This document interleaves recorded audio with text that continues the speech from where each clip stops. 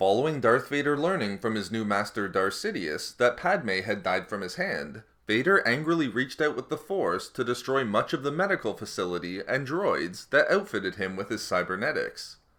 This much was seen in Revenge of the Sith, but what wasn't seen in the film was Vader's reaction in regard to Sidious, the man who promised his new apprentice that they could save Padme.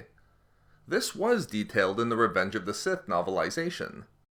However, with the release of the new Darth Vader comics, we've seen immense changes in Vader based upon what he was able to do to Sidious following his understanding that Padme was dead.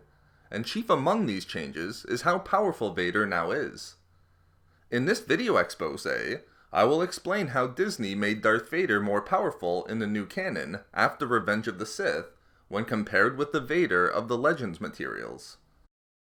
In Legends, namely within the Revenge of the Sith novelization, we saw an extremely weak and vulnerable Vader in his earliest moments after receiving his cybernetics on Coruscant. Upon learning that Padme was dead, and even worse, through his own actions, Vader became enraged. The novelization demonstrates that aside from losing Padme, much of his rage was directed at Sidious, and what is described as his understanding of the trap of the dark side and the cruelty of the Sith. At the end of Episode 3, this scene plays out with Vader's rage manifesting itself through the Force to destroy the medical droids and equipment around him. But there is more going on in the scene that we do not see. As described in the novel, what Vader is actually attempting to accomplish is the murder of Sidious. The quote is long, but I believe that it's worth repeating in full, not just because it shows just how weak Vader was in comparison to Sidious at this point within the Legends material, but it also adds a new chilling weight to the ending of the film. The novelization states, from the perspective of Vader, "And you rage and scream, and reach through the Force to crush the shadow who has destroyed you. But you are so far less now than what you were. You are more than half machine.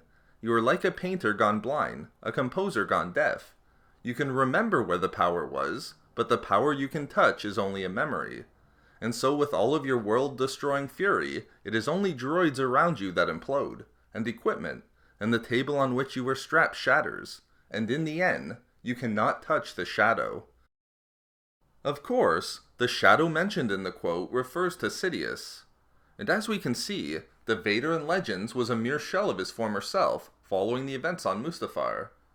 As the novelization demonstrates, Vader could only utilize a mere fraction of the power that he could previously as Anakin.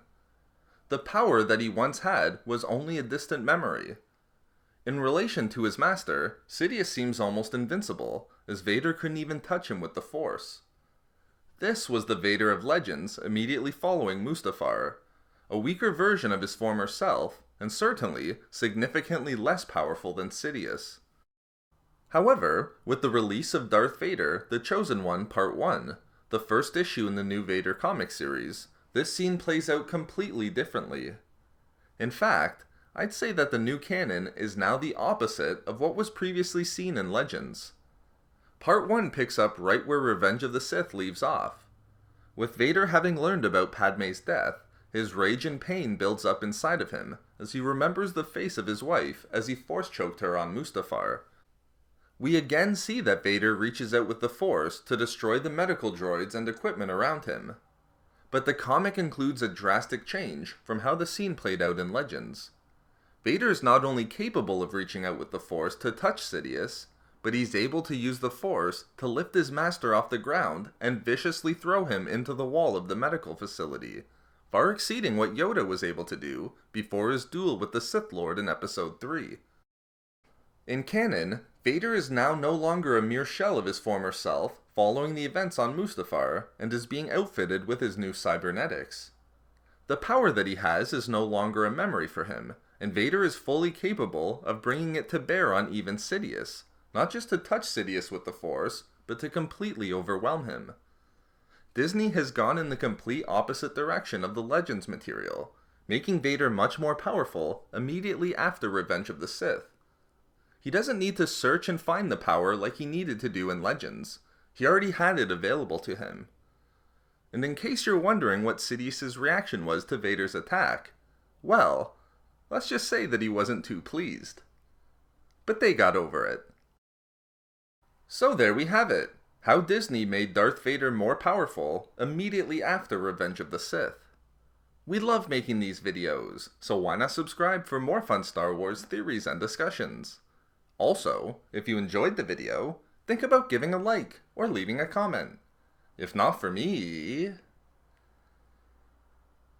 For I think canon kinda wins this one, but don't tell anybody.